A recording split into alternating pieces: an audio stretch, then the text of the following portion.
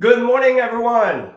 Social media friends, local friends, and new friends from a little bit farther, where maybe you're not dealing with the weather that we are here in the Midwest, which is all of this white stuff.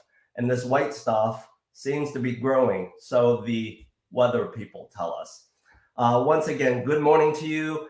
If you are here for the first time, watching this episode of Selling That House, welcome. Thank you for sharing your time to join me and my guests in today's episode. And as I create a little bit of a drum roll as to who this guest is, this guest, in my opinion, his name is Catalin. He has walked the path of what I know to be the path that many of you out there want to achieve, and that is leaving the corporate world and creating your own portfolio of assets that you own so that you're in full control of your destiny, your time, and to be able to live the life that you want with the best blend of wealth, family, and all of the other little hobbies that you enjoy. So all of that being said, let me now share with you just a little teaser as to who Catalin is. Let's hear from him for a few minutes. My name is Catalin Maticiuc, and I am part of the 𝙎𝙚𝙪 team. When I was with JP Chase, I realized that most of my wealthiest clients built their wealth through real estate. So I said, if they did it, I can do it too. So I decided to feed my mind and my brain with all the real estate books and podcasts that I can find. I started educating myself. 11 years ago, I bought my first 3-flat investment property in the East Humboldt Park area of Chicago. My wife and I house hacked. Fast forward to 2 years ago, I've built a portfolio of over 20 units and several buildings around Chicago. I decided to leave my corporate job behind and focus on helping my friends and my family invest, buy, and sell real estate through the use of all this knowledge that I've accumulated and added to my portfolio. When I work with my clients, I love putting myself in their shoes, answering all their questions, minimizing their anxiety levels, right? Because we all have a lot of those. So I love being part of your journey. There you have it. Let's now hear from the real person, Catalin. Let's welcome him into the studio. Good Catalin, the real you. I love it. Bill, so grateful and so honored, and such a beautiful intro. I am so honored, and it's so funny watching and seeing myself on the screen. It was great. So much Hey, love, my friend.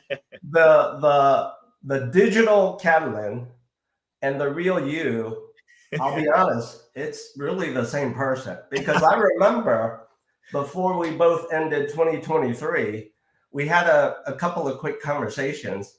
And if I jog my own memory, I said something like this to you as part of course, pitching you to ask you to share some of your time, which was, Catalin, I love your energy. All of your content, it's like level 10 plus. It never goes away, Bill. It's it's a mindset. I was not always like this, right? So you and I have spoken, and you invest a lot in your personal growth. You invest a lot in your education, and I know we share that passion in common to be the best version of ourselves. So this is the person that I've become after feeding my mind with so much growth content, and every day I push myself to be the best version of myself and bring this enthusiastic and full of life person that I love being. Yeah. And you know what? The relationships that we attract the relationships that benefit from our presence, that's absolutely what they want as well, right? 100%. Where focus goes, energy flows, and I gotta tell you, I focus on positivity, on happiness, on achieving great things, and all this energy attracts all these people around me that not only bring value in my life, I bring value in their life, and we help each other grow and get to where we want to be. So absolutely agree with that statement. Yes. Yeah. Now, in that YouTube segment that I played for myself, for you, and everyone who's watching us, you touched upon a word that I think is so true, which is you provide your service to minimize the anxiety. What's the anxiety? Share with us. What is the anxiety?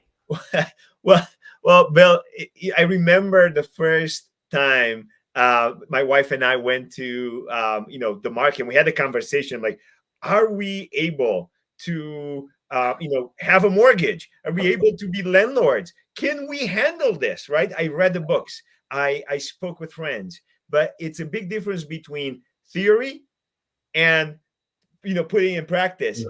And that it's it's a small, I always say that it's a 1 second difference, a decision. It's a split of a second. Once you decide to commit, then that anxiety goes away. But until then, the anxiety levels are high. So what I meant by that is, through my experience, I've been in my customer's shoes. I've been in your shoes. So yeah. I can relate, and I can tell you how I was able to minimize risks and just maximize revenues, right? To kind of make things easier.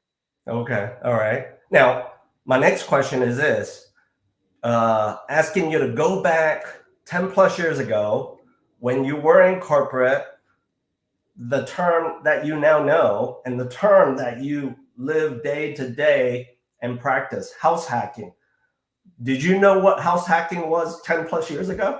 Oh, I had no clue. Oh my goodness. I have no clue when this term became popular. I'm like, dude, I did everything that this guy is saying. When I believe that one of the ones to kind of patent this was the guy from Bigger Pockets, Brian. What's his name? Oh my gosh. I hope he's not looking, because I love you, man. I follow your social media. So it's just probably the fact that I'm live now. But I'm gonna get the answer in just a second. This guy patented it, the house hacking, and wrote a book about it, and it became super popular. But 10, 11 years ago, when my wife and I decided to do this, this was not a popular term. Okay, good. So let's warm you up. Shit, you're kind of already warmed up, but I'm going to get you going. Here. Would you agree, Catalin, right now, one of the biggest anxieties for buyers could simply be the fact that there's not enough good stuff, good properties out there for what they want to buy, just like you did in a flip of a second, right? I'm going to take everybody back to when I bought my first property, because everybody thinks that, times were so much better back then. They weren't. We were coming out of 2008. Okay. Right. I got to tell you, when I decided to buy with my wife, my whole family and everybody, friends, you're crazy. Didn't you see what just happened in 2008? Real estate is the worst investment ever. And guess what? There was a lot of inventory on the market. Yeah. Short sales, foreclosures, but the quality was terrible, and there was so much competition. Like we actually won our listing that we put the offer on, and not on the first time. Somebody else with cash came in, and the deal didn't go through, and then we were the second best offer. And even that, we bought it. It was a short sale. It took like 3 to 6 months to close. It was nothing easy about my process. And every single year has its own flavor, right? Yeah. Right now, this year, and I would say this couple of years will be, there's not inventory. There's not enough good stuff. The rates are high. There's so many things that is the flavor of the I would say, year. When I bought my property, it was like, oh my goodness, real estate is the worst invest whenever. People lost money. Don't go. Right. So No. that was the flavor. Now, Right. at the end of the day, we all know after every storm, sun always comes up. Love So it.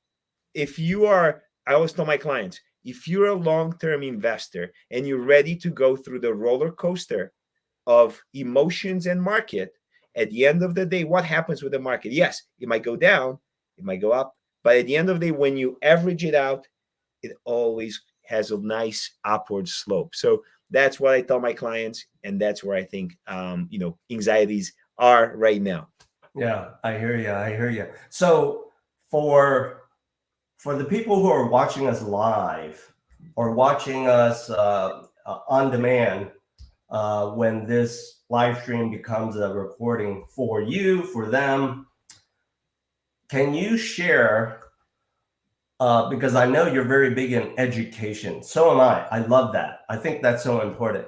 What are the top two things that the John Does, the Jane Smiths out there who want to do what you are doing, but they haven't started? What are the top two things that you can tell them right now today? Oh, I have a lot of things to tell you guys, but the top two, number one is the path. The path has been beaten before you, right? So there's somebody that walked that path before you, and that somebody wrote the book and gave you the recipe to the success in how to accomplish your goals. Okay, so it's either whatever you want to do, real estate, become a better, a fitter person, whatever you want to do, the recipe is there. Mm-hmm. So what I did, my first option was a friend of mine told me, hey, read the Rich Dad, Poor Dad. You know what? I picked it up. I said, okay, whatever, I'll read it. And I couldn't drop it. I read like 3 times. I'm like, oh my God, this is crazy. Make your money work for you. This concept was so new to me. I said, okay, I need to make my money work for me. So then I started consuming every single book of real estate I could find. I honestly consumed Robert Kiyosaki's package. I was really in love with his real estate, educational books. I don't know if they're as accurate and as popular nowadays. I would say that on like the newer coming up is Bigger Pockets. So David Green wrote the 𝙎𝙬 strategy, and you can check out their house hacking books, and also Bigger Pockets offer a huge forum, so you can ask questions. I love it. I don't get paid by them, by the way, but it's a great resource. So from number one, educate yourself. Feed your mind with as much knowledge as possible. Okay. Number two, have a team around you. You are, I love the saying, proximity is power, or you're the average of the 5 people you surround yourself with. Oh yeah, I've heard that. It's those 2 things I live and breathe by it. When I decided to invest in real estate, guess what? I tried to, the Instagram and DMing was not as popular, but luckily I was in the banking world and I had clients that were real estate investors. So just like you and I, Bill, people and successful people in general want to share their knowledge. It's not, there's enough cheese for everybody. Right. So I got to tell you, the only thing, I had to do is ask. So I asked more successful people than I was to guide me, to show me, to tell me how they've made it. So number one, read books. And number two, look at your network and surround yourself with the people that you want to become. So those are the two top things. Love it. Love it. Now, for those of you who are watching, because Catalin only give you 2 things, right? And I'm a big believer in we all have short attention spans, which is why I said, hey, what are the top 2 things? But for some of you watching, because you already know there's more than 2 things, the question you might be asking is, how do I get in touch with you? Real simple. You'll see the scrolling ticker down below as to how you can call. There you go. Call or text Catalin to ask him for the other things that might matter to you as well. And I so loved your words of advice there. Proximity is power. Similar to that phrase, Catalin, I use this one. Real estate is a team sport. Make sure you get the right team on the field helping you move to the end zone, right? 100%. 100%. You're only as strong as your team. If you don't have a strong team on your side, chances they're going to achieve your goals, fast, in the best price possible, and the best, outcomes possible, go low, go down. Right.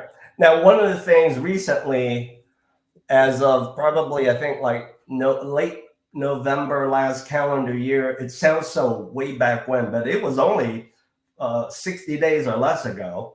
One of the things that have certainly helped to minimize the anxiety of a lot of both of our clients is the cost of borrowing money, whether you're doing it in a traditional way, non-traditional way, and you certainly know what I mean, Catalin. That's become less prohibitive, right? Yes. So asking you now, how did you grow from, your first multi-unit to now, a portfolio?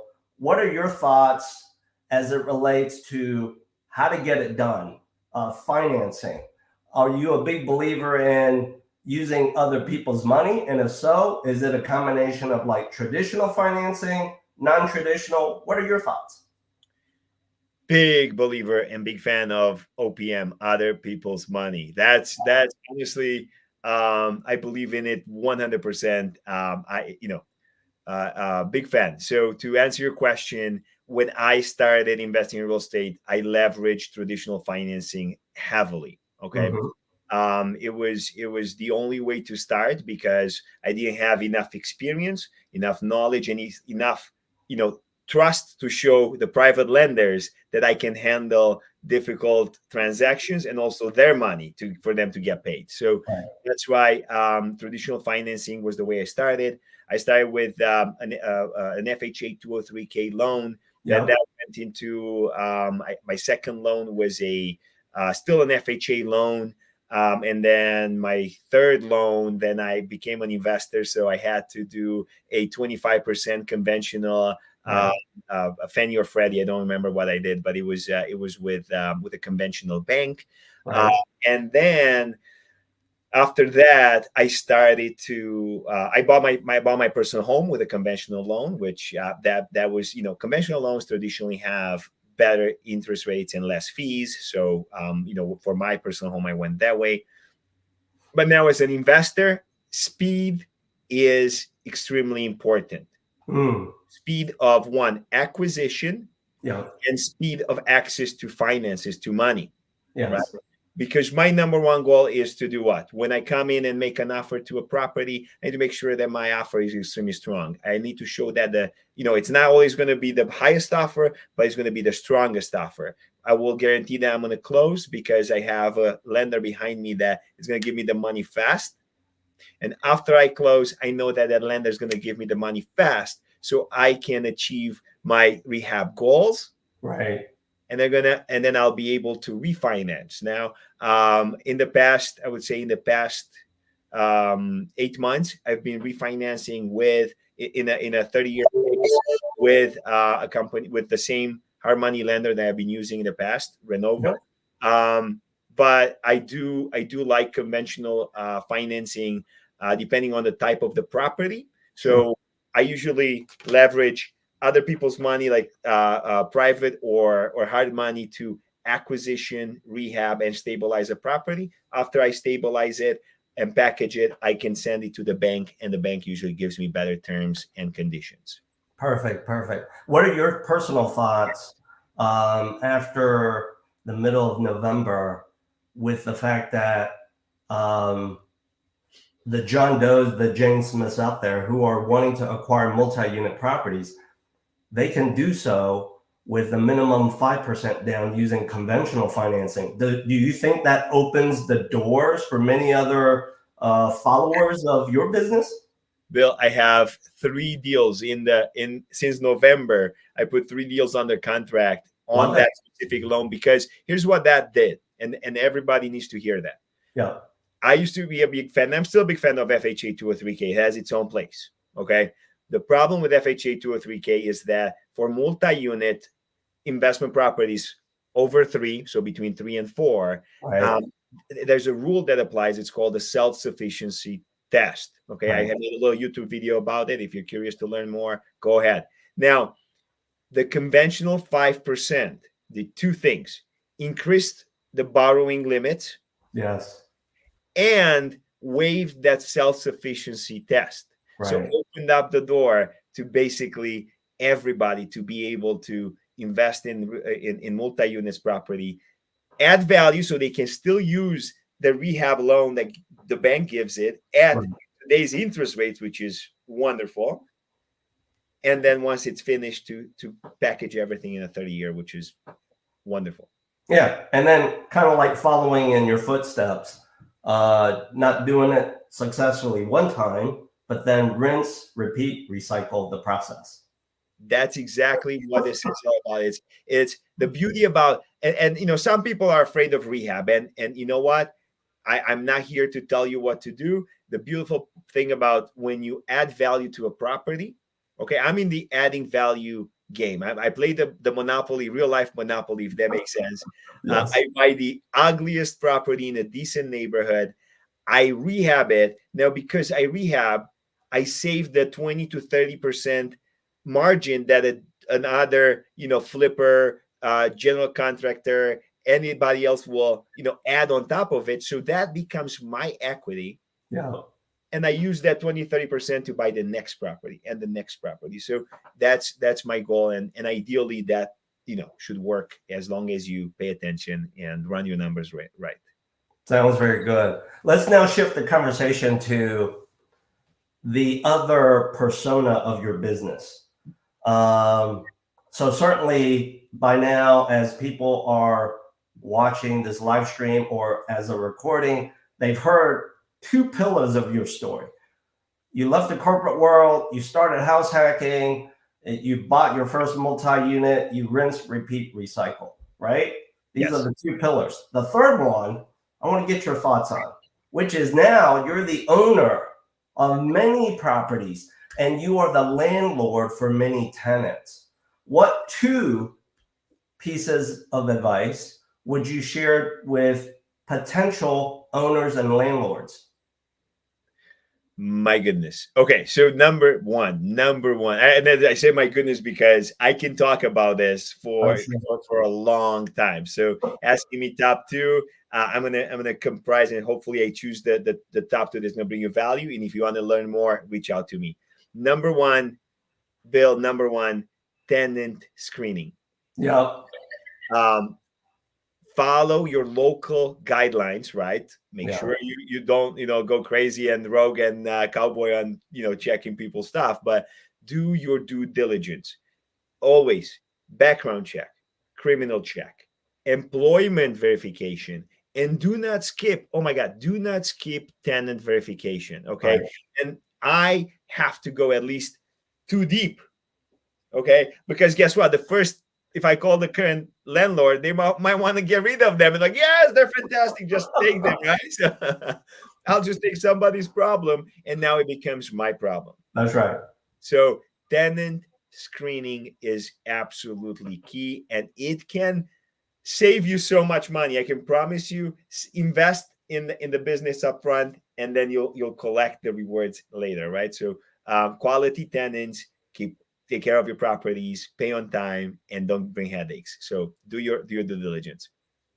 And then secondly, Bill, what I've learned is delegate, and delegate. Because I can tell you, property management is an extremely time-consuming task, right? It's not necessarily the highest revenue producing activity.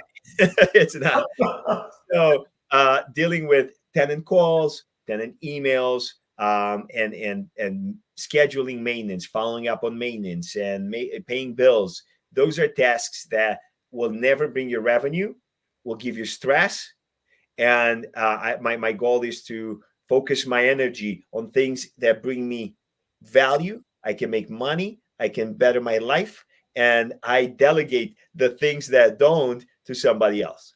So if you want my secret or whatever, what I choose to do is I hired 2 virtual assistants in Philippines. They're absolutely wonderful. They're amazing. And they, I train them, coach them, and now they're just absolutely fantastic. And while we talk, I know that I have 2 wonderful humans take care of my business that, if anybody calls, they're there.